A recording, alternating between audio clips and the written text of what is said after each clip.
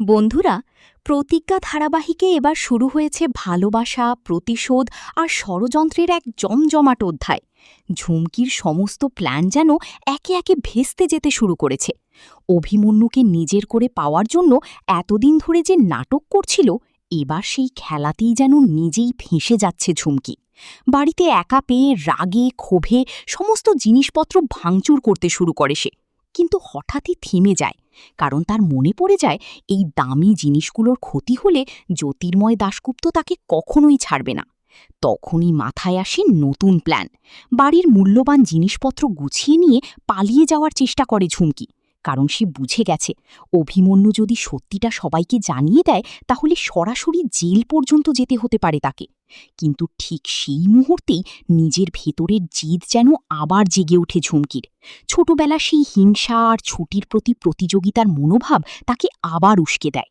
মনে মনে বলতে থাকে, ছুটির কাছ থেকে সবকিছু কেড়ে নিয়েছি, এবার তার স্বামীকেও আমি ছিনিয়ে নেব। ছুটিকে আমি কখনো জিততে দেব না। এরপরই শুরু হয় নতুন নাটক। কান্নাকাটি আর আত্মহত্যার ভয় দেখিয়ে হিরণময়কে নিজের দিকে টেনে আনার চেষ্টা করে ঝুমকি। দরজা বন্ধ করে নাটক শুরু করতেই বাড়ির সবাই ভয় পেয়ে যায়।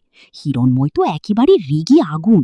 সে স্পষ্ট বলে দেয়, তার মেয়ের যদি কিছু হয় তাহলে অভিমন্যুকে সে কোনোভাবেই ছাড়বে না। অন্যদিকে সম্পূর্ণ ভিন্ন এক পরিবেশে দেখা যায় অভি আর ছুটিকে।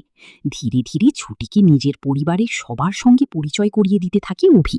কে কেমন মানুষ, কার স্বভাব কেমন, সবটাই ধৈর্য ধরে বোঝায় তাকে।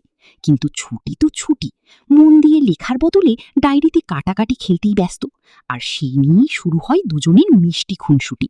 অভি যখন ডায়েরিটা কেড়ে নিতে যায়, তখনই দুজনের মধ্যে তৈরি হয় এক অসাধারণ রোম্যান্টিক মুহূর্ত। হাসি, খুনসুটি আর একে অপরের কাছাকাছি চলে আসা, সব মিলিয়ে যেন ধীরে ধীরে অভির ভালোবাসার রঙে রাঙিয়ে উঠছে ছুটি।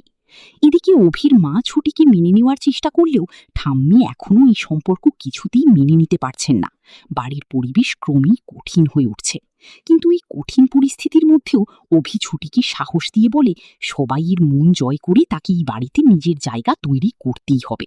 আর সবশেষে আসে সেই সুন্দর মুহূর্ত, যখন বাথরুমে পিছলে গিয়ে সরাসরি অভির উপর পড়ে যায় ছুটি। দুজনের চোখে চোখ পড়তেই যেন সময় থেমে যায়। লজ্জা, ভালোবাসা আর অদ্ভুত এক অনুভূতিতে ভরে ওঠে চারপাশ। তাহলে বন্ধুরা, তোমাদের কি মনে হয়, সত্যি কি অভির ভালোবাসায় নিজেকে নতুন করে খুঁজে পাবে ছুটি, নাকি ঝুমকির নতুন ষড়যন্ত্র আবারও সবকিছু উলটপালট করে দেবে? কমেন্ট করে অবশ্যই জানাও। আর প্রতিজ্ঞা ধারাবাহিকের নতুন নতুন আপডেট পেতে চ্যানেলটি সাবস্ক্রাইব করতে ভুলো না।